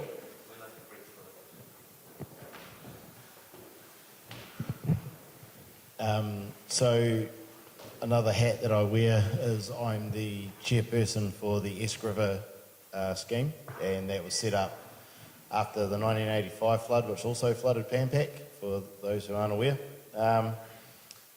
And basically that runs from the bridge on Waipanga Road down to the sea. So not a huge area. And I also alluded to the fact that we have 5 telemetry systems, or weather systems I should say, stations that feed our massive catchment. So my question is, do the 3 major parties in front of us have policy in mind to change or mitigate the effects of floods at a wider catchment level? The little piece that I have a bit of influence over isn't the problem.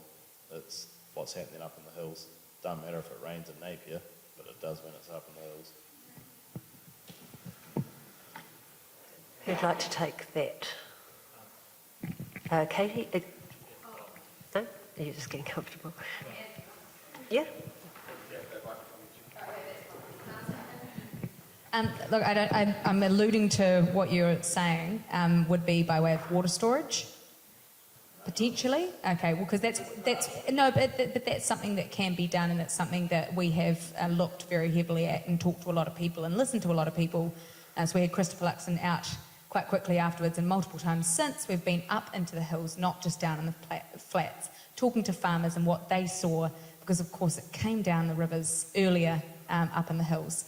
And so, catchment of water is something that's really important to that. That is something that we're looking at. Not that we can speak to that at the moment, unless I can pass to Chris to speak to that, but water storage is something that, can help mitigate.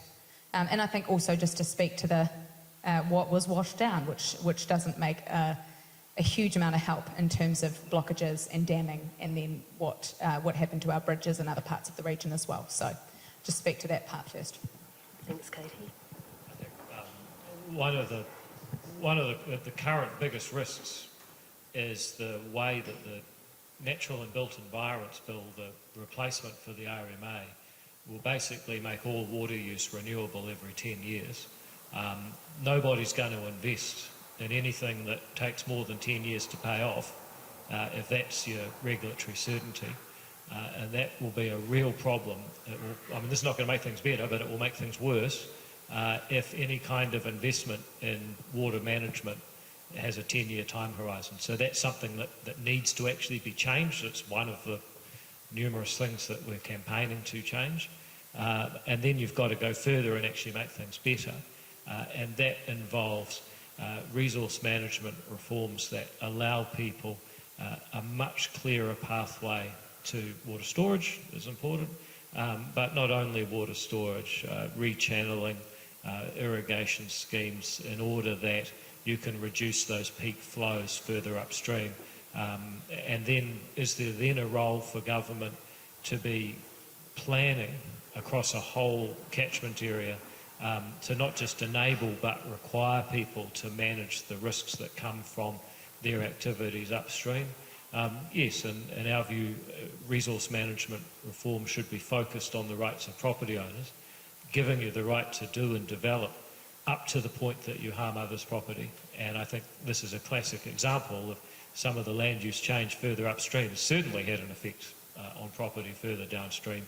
If we could get resource management back to what I would describe as an engineer's approach, then I think that we'll be talking a much more familiar language, and we'll have local government, as I said at the beginning, focused on doing the few things that it can do well, perhaps not trying to re-engineer our lives quite as much as it has been recently. Yep, of course. First of all, what I'd say, Daniel, is, first of all, thanks for your work. I can't talk about the whole country, but let me talk a little bit about the work that's been done in Hawke's Bay. So, as you all know from living in the East Valley for as long as you have, a number of the riverbeds have built up. The council hasn't allowed shingle to be taken out because of the infestation or the fear that Chilean needlegrass, for example, if it was taken out of the rivers or around the banks, would spread across our farmland. Well, obviously that's completely off the table now because everything that was in the river is all over the farmland. So I think what's going to happen, and this comes back to actually something that David Seymour talked about, it's how we assess risk now. And in the past, our regional councils, and it is more the regional councils as opposed to the other territorial authorities, have a responsibility for looking after the environment. And I suspect what's going to happen as a result of this, they're going to manage things in a way which looks at different risks than perhaps they've looked at in the past. And let me give you one example, forestry, for example. We all know the impact of forestry / and other woody debris and what happened to our bridges, and as a consequence of those dams building up against the bridges, they blew out the stock banks. Now, let me enlighten you, if you haven't heard already, of some of the conversations that have been had at the moment. And it's all about looking where to from here. So the stock banks that really blew out and caused all the problem were up from the river, up from the bridges that had dammed.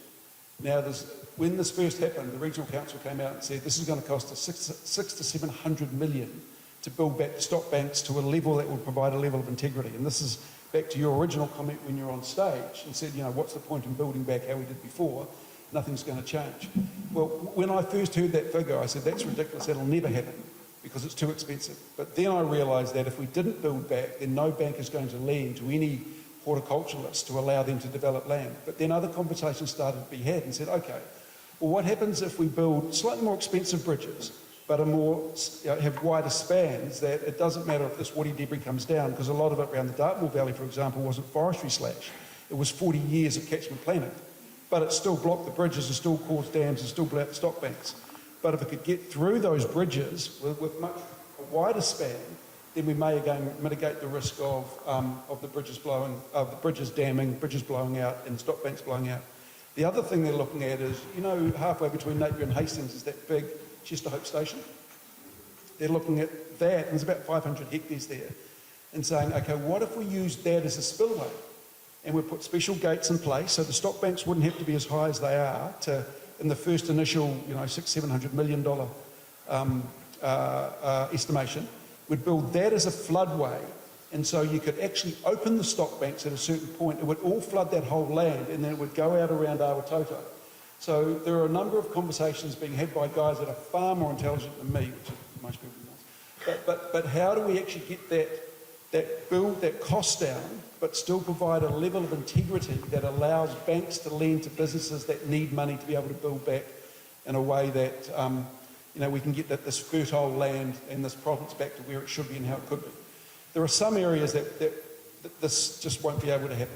But managing forestry, managing our rivers in a way that doesn't allow the shingle to build up, and managing the infrastructure that provides a much greater level of integrity are just three of the things that councils now will be looking at that perhaps, I won't say they neglected in the past, but they didn't have the information that we've absolutely got now that will allow more informed decisions to be made. Thank you, Stuart. Mel.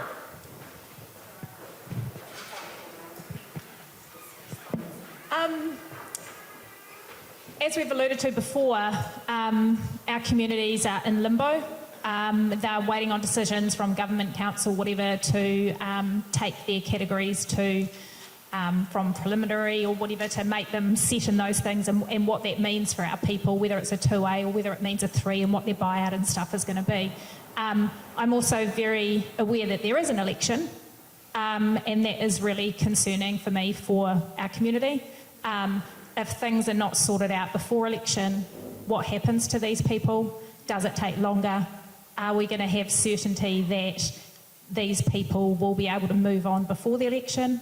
And if we don't have that certainty, what happens to these people? Well, I can't speak about before the election, but what I can say is that if the government changes and we're a part of it, then I go back to how I opened tonight, that this is not a wild left and a wild right. There's clearly things where I think the government did wrong, and I've tried to quietly suggest what those are. But we will be looking at what's the physical reality on the ground, and how can you continue the pathway and give people the certainty so you can get private investment in to augment the roads, the stop banks and the things that the government has to do, so that people's pathway back to some normalcy is as short as possible. So I wouldn't worry that an election is going to lead to a massive policy change. There might be some things we would say better, but by and large we're going to try and keep stability and continuity. I think that's just the sensible thing to do. I'd like to agree with that, emphasising the value of continuity. I think no one would want a situation where if they finally have some certainty ahead of October, to think that the other team are going to come in if there is a change of government and do things differently and take them backwards. My fear is actually a little bit in relation to the fact there's an election coming up, in the sense that following the election, special votes are counted, government forms, suddenly it's at least early November, not that long ahead of the Christmas shutdown, where a lot of New Zealand, and goodness knows the civil service in Wellington, doesn't do anything much for about a month and a half. Before we know it, it's getting on for late January, mid-February, and it's a year. That's way too long. It seems to me the problem is we haven't made enough progress yet.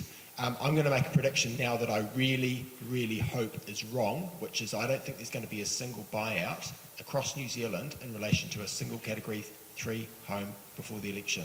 Love to be proven wrong, but the conversations I've had with various different local government players, they're having a hell of a time trying to get central government to come to the party in terms of the cost-sharing arrangement. The devil is in the detail, and frankly, we've got a lot of different types of councils, different sizes, ratepayer bases, geography. It's all really complex and difficult. I'm not saying it's easy, but it needed to have happened already. It hasn't happened yet. I don't feel confident it's going to happen in the next few weeks. But if it does, National, if we're part of that mix following the election, we'll want to carry that on. And if it hasn't, we're going to need to get on with it right away. That's why I'm so keen to be here, and again, through Katie and Catherine here, all the time what's going on, what's needed, because you guys have got no more time to lose. I do understand that. 1 moment. Go. I mentioned already, Minister of Finance was here today. Those conversations are ongoing and close to being concluded. There's been a lot of work going in to work with local government to come up with an outcome, and I'm confident we'll see some of that very shortly. Mike.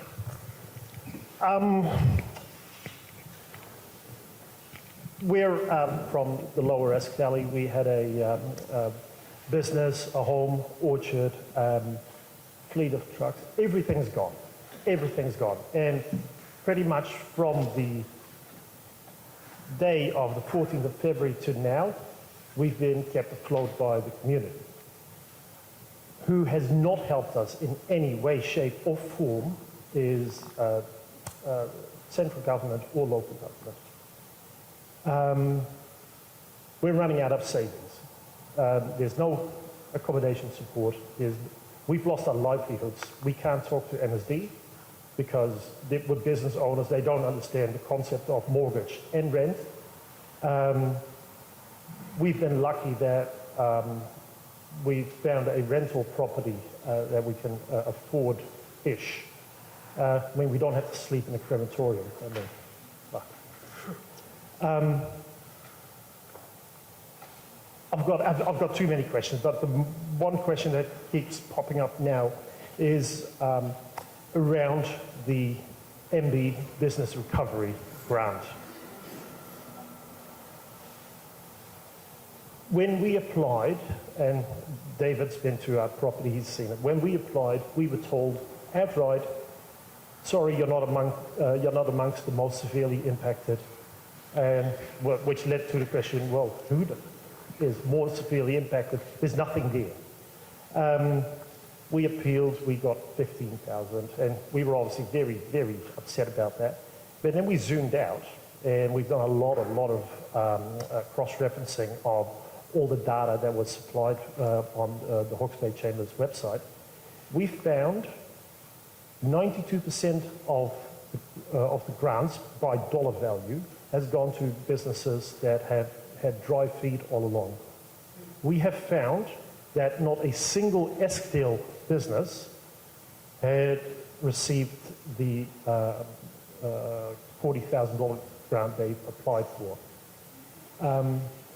We have found that Hawke's Bay Chamber members are overrepresented in the, as receivers of those grants. So my question for the three main parties is, will you commit to a full review of that decision-making process as to how these amounts have come into being? Because the Hawke's Bay Chamber hides behind, oh, we don't have to tell you. We have appealed with MB, with the Chief Executive of MB, and MB takes a stance. We know it's MB policy, we know it's an MB program, we know it's an MB budget, but we weren't involved in the decision making, so therefore we can't possibly relitigate. That is a cop-out for as far as I'm concerned. If you say we're going to delegate it to local delivery partners, those local delivery partners need to be held to the same standard of transparency as if it were a government department. So my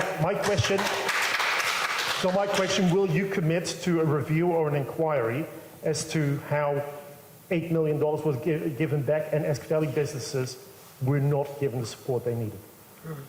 Yeah, we think that should definitely be part of the wash-up and the review. I mean, already, you know, from a national point of view, we've got concerns about how it played out. Partly from the point of view of transparency, as you've quite rightly highlighted. Certainly asking written parliamentary questions and trying to understand from the relevant minister how the money was paid out and how much was paid out and when it was paid out and, you know, bizarrely, how much was going to need to be repaid to Wellington. Initially, the answer was, well, this is a local decision. The Chamber of Commerce isn't within the responsibility of the Minister for Cyclone Recovery. Well, if it's public money from central government that's meant to reach people in need, then it needs to be accountable in that way. So I couldn't agree more. And in terms of the lack of clarity for the basis on which that money was going out, again, agree and made that comment already. So share your concerns and would like to get to the bottom of that. Yep, go for it. The mic. When we caught up at a meeting here and you voiced those concerns to me, I actually went back to the chamber and I had a look at all the processes. Despite sorry Chris, what you've said, there were some very clear criteria that were in place. And I know that, first of all, your business had to be viable. And I mean, I don't want to talk, and I know you're specific. From the eligibility criteria, I'm talking about the granting criteria. Yep. The eligibility criteria were published. The criteria under which people with one truck, one logging... The criteria under which people with one logging truck, which is insured, would get $40,000, and people whereby an entire orchard and fleet is wiped out, got money to go away. I mean, I don't want to get into the specifics of this, but I did, after you and I spoke, I went back and I talked to the chamber because you know, you raised some valid concerns. And I went back and I spoke to Carla and I looked at the whole Carla is the Chief Executive of the Hawke's Bay Chamber of Commerce, Carla Lee, and I went and I had a look at the process that they undertook in terms of allocating money, what people had to go through in terms of proving it. Could be slightly onerous, I acknowledge that, but I felt that there was a level of integrity in terms of how the money was allocated and the process it went through. And, you know, I completely and utterly refute the fact that chamber members ended up with more money or they had a greater opportunity to access this money than those weren't. There were no chamber members sitting on the board that decided. There was a rumour going around that the chair of the chamber was on that committee. He was not on that committee in any way, shape or form. There was an MB person sitting on that committee. MB were part of this. And, you know, when this was set up, I was a Minister for Small Business. Ginny Anderson took over from me as Minister for Small Business. If I had concerns about the robustness of this after our conversation and after my investigation, I would have brought them up with MB. But when I dug into the process, I was confident that, in fact, the disciplines that they were applying were robust enough. I mean, the outcomes are the same here. The outcomes, 92% of all grants have gone to businesses never had wet feet.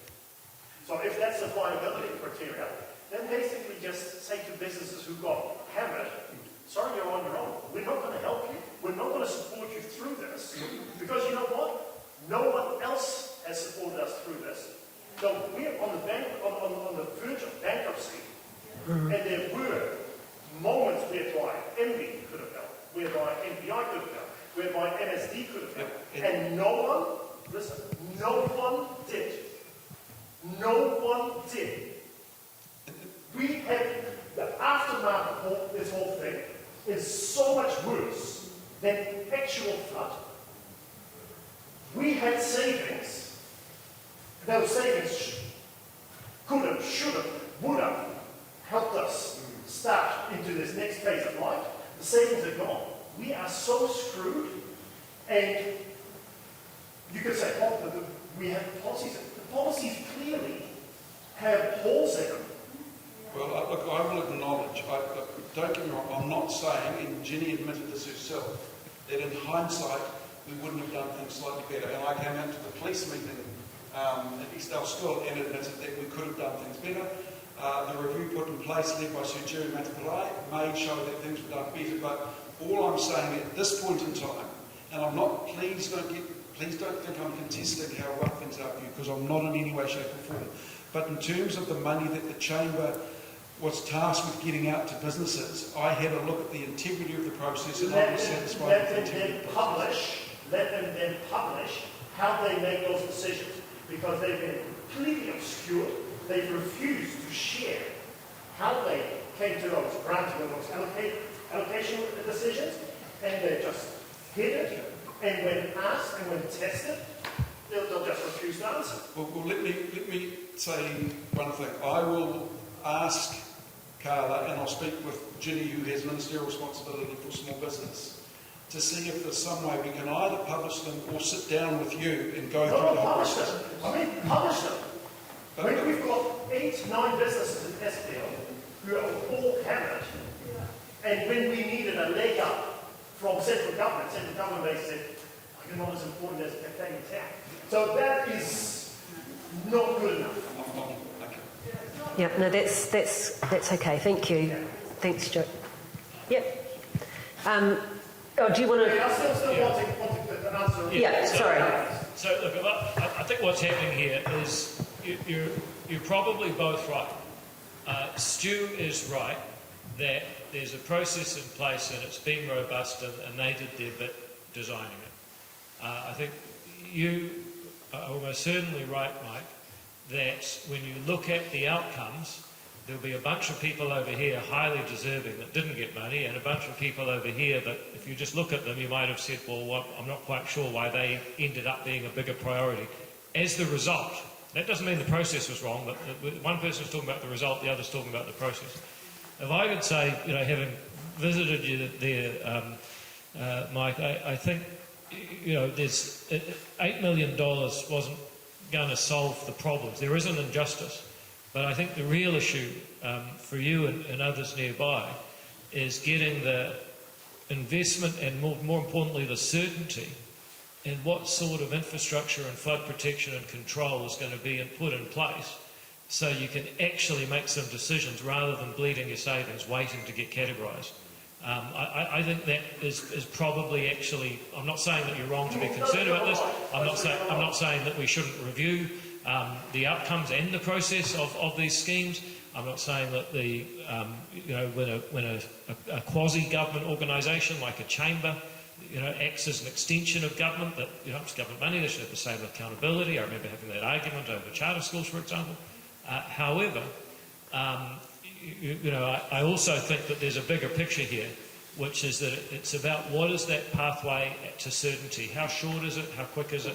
And how soon can you actually get private investment decisions made without burning up your savings waiting? And I suspect in the end of the day that's a bigger issue. Okay, we've got time just for 2 questions because we have to wrap up by 9:30. Deborah and then Kristen. Thank you, Louise, and everyone here. Just to add to this gentleman what he said, we had a similar experience, and just talking about chamber, I run a business in town and I had no idea that any monies were available at all. And we had no power and we had no access to internet. So we actually had no clue, so that was all gone before we even knew about it. But the one that was available to us, because of the kind of business we're in, we were actually serving people who had been flood affected. We were really, really busy and not thinking about how to get money for ourselves.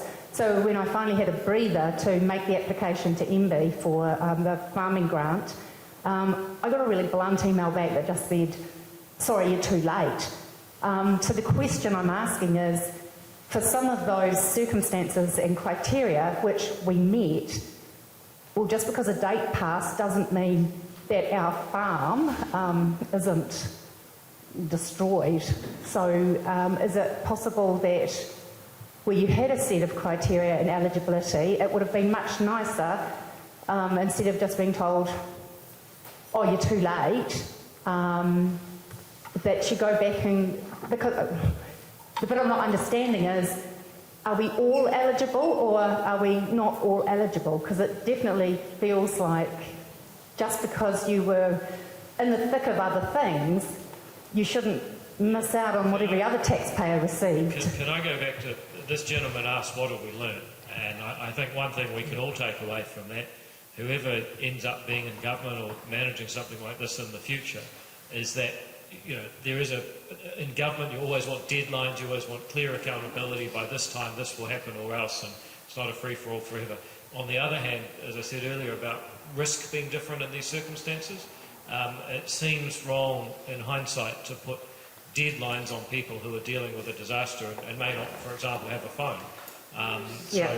That's something that I think we can all take away, but having said that, hindsight's always 20/20. It's a bit unfair to say that these guys necessarily got that wrong in the time they had to deal with it. Can they not change it now? Like, That's my question. As far as I was aware, treaty claims were finished 20 years ago, but they're still happening today. So why do you have to draw a line in the sand and say, stop now? Can you not just go, rightio, we've got some holes in this, let's change it and let's get some more money? You seem to be good at printing it for every other thing, like lethal injection.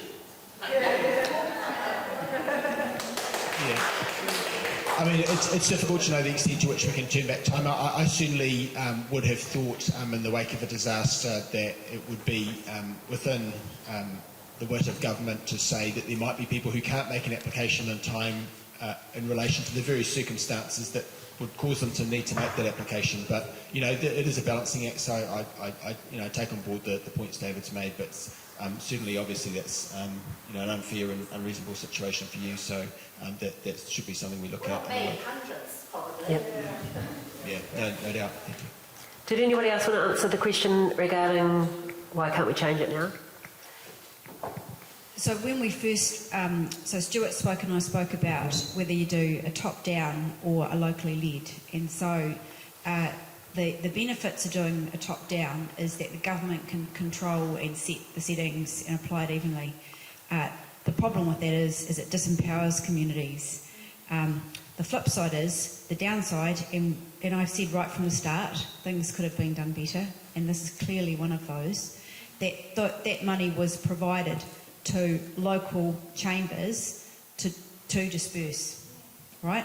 And so there was always... To those in the know. Yeah, so there's the shortfall that when you're doing a locally led response, that the infrastructure, the ability to monitor, the ability to do that is nothing like what a central government response would be.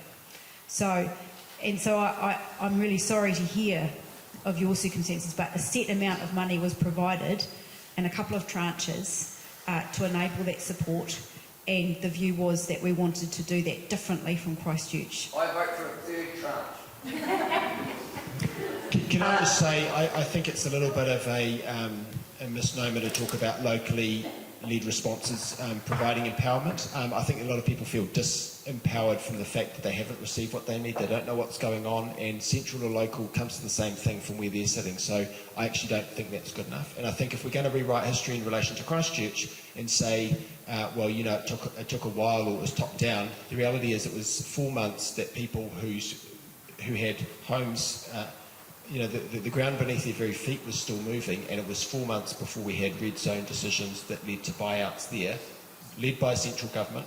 It's been getting on for 6 months here, and no one knows for certain what category they are, even in this place, let alone the rest of the country. So I personally don't think that balance has been struck right, even if it was with the best of intentions that a locally led response was designed in the first place.